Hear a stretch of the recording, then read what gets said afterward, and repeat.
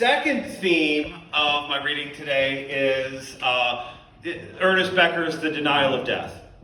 That book that was famous in the 70s, that whatever you do in life is somehow an attempt to deny that death is going to happen. Whether that's opening a plant and cider themed store in the mid-tier Rust Belt city, writing poetry, having kids, any of the crazy stuff that people do in their lives is just a denial of death. And the third theme of my reading tonight, or this afternoon, is I've had two poems that when I shared them with my first readers, they started screaming spontaneously and uncontrollably. I will begin my reading with one, I will end my reading with the other. All right? And this is the first poem in that book that's on the table over there for sale. It's called At the Moment He Was Conceived. At the moment he was conceived, his father, who had paused at the Franciscan seminary, emptied himself after swimming in a sea of sheets and skin, saw his reflection in his wife's pupils. One could only hope the moment was not ruined, contemplating divine judgment over choosing the wrong kind of biblical ecstasy. The boy, whose only memory of his father was set in a cancer ward, told me stories of an evil stepfather and the 1,000 invisible daggers passed around the dinner table. Years later, at the boy's wedding, his mother told me the story of the time he called from a landline on the very same college campus that separated them decades prior. His voice was so much like his father's, she momentarily forgot what era it was and who she was talking to. In that moment, in my mind, I heard the sound of a branch breaking. Now, of course, the guy who was screaming was the guy that poem's about, his conception, which, the dangers of poetry. The last one, the themes are a bit more universal, so good luck, everybody. The next poem, actually, the ending of this poem is right there. Actually, this poem ends right at that doorway back when this was a hardware store. This is called Greenfield Hardware. I used to live near an old-fashioned hardware store. The kind of place that had one of everything, but only the owner, who sat right there, knew where anything was. No sense in browsing, just ask or try to explain it, and he would produce it like he was performing some act of necromancy. One morning around 9, trying to fix a light before heading to work, I was missing a screw. And knowing Greenfield Hardware was the kind of place you could buy a single screw, nail, washer, I put a dime and the screw from the other side in my pocket, set out to walk up the avenue where the owner could tell you, just by looking, that's no ordinary screw, but a Phillips fine thread machine screw. Lost in my thoughts, I see an old man bumbling down the hill towards me, weaving bow-legged, wearing workman's pants, and the thick flannel jacket he probably wore when he walked the same path daily to a mill that closed 30 years ago. The bridge of his nose split open, blood trickling down his face. At the sight of the red streams, I fluttered through the realms of possible scenarios. A mugging, a fight. Was he hit by a car and stumbled away in shock? What kind of help can I give him? Should I run away? Bracing myself for the confrontation or heroism or other untold possibilities, drawing back my breath about to speak. I tried to stop, but I stopped with my face. I tried to stop, I stopped with my face. My breath stolen, motionless. I see my reflection in the door of the hardware store as the old man bumbled away, and I forgot why I came here. All right, this is called The Denial of Death, number 22. Trees bear silent witness to our personal sacred sites, living as we were when we were. Well, I'm going to start that one over again. Trees bear silent witness to our personal sacred sites, living as we were when we were there and in our absence. If the trees fall, think of rocks, and if you're lucky, there's mountains for you to ponder. All right, this is another true story of the mean streets of Greenfield. It's called The Third Time I Dialed 911 While Naked. 6 a.m., hidden monster nightmare interrupted, the diesel rumble of the 56U, distant car horns, traffic copters scoping the parkway, dreamland returned. Windows open for summer, sleep cycling through city rhythms, lost chambers of middle school subterranean blackboard cabins, the dead promising to rise. Moving season Friday trash day, the sound of a trash truck crushing a couch. A second longer crush, followed by shouts. Are you okay? Are you okay? Snap into consciousness, straight to the window, the violence of the morning sun, upside down gold 87 LeBaron in the middle of Haldane Street. Neighbor's Honda jolted out of its parking spot into the yard of an abandoned house. Stupid me leaning out the window shouting, did that just happen? Run to the phone drowsy and panicking. I almost forgot the number. Threw on yesterday's clothes from the hamper, downstairs and out onto the porch. Echoes of approaching sirens getting louder. He's sitting on my front steps, head in his hands, flattened PBR pounder cans sit on his headliner. Hey, can you help me flip my car over? I gotta get to work. Oh my God. Whew. All right, this is, I should have a book out next year called Saturday Night on Earth, and it's about going to punk shows and being a general music fan geek, and this is going to be my favorite poem from that book. It's called The Courts. We come in the night climbing a wooded path to abandonment, too steep, too dark for the cops to bother. It's Hazel's birthday, botanist zine wizard, she booked a Detroit crust, West Virginia doom metal, Pittsburgh street rockers. Baked poison ivy and wild pawpaw cookies, greenbrier cake for us too. Illuminated by the bonfire, black locust trees climb heavenward, forming a cathedral embrace. Between bands we go into the woods, just beyond the sagging blackboard, to check on the generator, collect fallen timber for the fire, as we laugh about the time a Pop Warner parent waving their permit in the air chased the anarchist baseball league off the field below and all the way to the north side. We are here, Jem and Punky, souls who found new bodies in order to stay with us. Chris is lighting off firecrackers at people's feet like he's from Ohio, because he is. Suddenly, city dirt bikers rip through like an encore.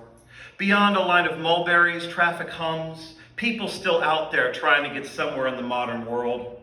I've got a life out there too, with a job, a history, a deep wound that draws me to these wild spaces. Assemblies where I learned acts of communion, reminders of what it means to be in the world with other lives, other life. All right, another Haldane Street poem. The not quite solitude of shoveling snow at night. Warm front pass through at dusk after a Sunday of snow. A chore I'd rather not do in the morning has me outside in the dark, shaking handfuls of salt on the 9 steps leading up to our front door. Primetime television glow seeping through the curtains of all the neighbors' houses. The slosh of distant tires on wet city streets. A shovel scraping on concrete the next block over. A pause to look at the house before clearing off our cars. White breaths dissolving. The sound of water trickling through downspouts, flowing down the curb to the storm drain. Stars peeking through the rolling clouds past the steep peak on the roof as boiling water pulses through the walls of our 100-year-old house. This is the denial of death number 46. Become an educator, because every doctor's appointment, meal in a restaurant, walk down the street becomes an opportunity for someone whose name you forgot to tell you how you changed their life forever. So I guess there's that, I don't know if you heard about this, but there's an election coming up. And I guess I'm going to read 2 election poems. I don't know if you've gotten like 8 threatening texts yet today in your spam folder about it. But this is called, and this is also from The Red Glass Cat, If You Want to Live the Magic Over Again in the Comfort and Safety of Your Own Home. They're $10. It's called Watching It's a Wonderful Life in 2017. George Bailey, everyman shibboleth, conceived as Capra's sword against the rising tide of atheism, identified by Ayn Rand as communist propaganda in an FBI report, Protagonist of a Trumper's favorite mawkish holiday melodrama, shouts from a bridge that became a pulpit of all the closing doors of middle-class frustrations. Watching the film feels different now that we're all stuck in our own little Pottersvilles, dreaming of the kind of warm and cozy Bedford Falls that only exists in uncritical nostalgia. Mr. Potter wasn't supposed to win, wasn't supposed to become president. As if old George and the American idea was just too strong to be defeated. As if all we needed was friendship. As if angels could redeem all the little capitalists. Could redeem us all. All right. Well, I got one more about the election. And so here's the thing. The election is important. But considering there are things that most people believe in, 60% of Americans, 70% of Americans believe in, ceasefires, single-payer health care, the fact that a national candidate would say they supported something that 60 to 70% of Americans believe in would be political suicide. It's also about organizing your workplace, organizing your neighborhood, voting for the right candidate, and making their life a living hell for the next 2, 4, or 6 years, depending on their terms, because that's how things actually happen. So voting is a step, it is not the end. This is called What It's Like to Lose a Parent to Fox News. Things were supposed to be different after sailing past the age your parents were when you first met them. Different, at least, with the one that's still around. But an adulthood of mature hopes, dreams, and triumphs was not to be. Childhood forgotten, no confessions, no reflections. Phone calls from mom last about 10 minutes. Small talk about the weather and football before the big immigrant takeover and the Muslim communists Biden put in charge of the government. 10 minutes before, sorry mom, I think there's somebody at the door. All right, back to Greenfield. At the corner of Tunstall Street, there's a triangle-shaped house wedged at the bottom of a street so steep the sidewalks are stairs. And in that house once lived an old man who, when it got warm, would watch his living room TV while sitting on a folding chair on his stoop, wearing only swim trunks, holding the screen door open, sticking his head inside the house so he could see. All right, so the denial of death, number 18. Starts with a witty remark, glances quickly escalate to a lick and fondle, the endorphin rush of a bearskin embrace, a steady build of tension, melodies of pleasure, the sudden need to change the sheets. Going to be 50 in a few years, medical science doesn't have a lot of time to figure out how I'm going to live to be 100, but it's hard to acknowledge my life is half over from where I'm laying. I know that the French call this moment the little death. Man, sometimes the French can just be too much. All right, this poem is in 6 parts. It's called Summer in Greenfield. I guess this also could be titled Why I Live in Regent Square Now. 1. When the kids got bored by throwing bricks at buses, they would come down off the hill to stand in the mist floating from the car wash. 2. Opening the windows meant inviting a random cloud of trash pile odor into your kitchen because the college students across the street didn't understand. Taking out the trash meant it had to be in a bag or a can that you dragged to the curb on a special day of the week. They just thought it had to be outside, and the trash collector did the rest. 3. Waking up every morning, wondering if anyone I encounter will decide they want to get into a fist fight today. 4. Nights on the front porch, trying to stay cool, drinking lemonade, watching the streetlights, keeping a baseball bat tucked away nearby, just in case. 5. Sweeping broken glass off the sidewalk every morning on weekends. 6. Late August, early September, the heroin pipeline into Pittsburgh goes dry. Once you learn this, suddenly everything about everyone around makes a lot more sense. All right, last one.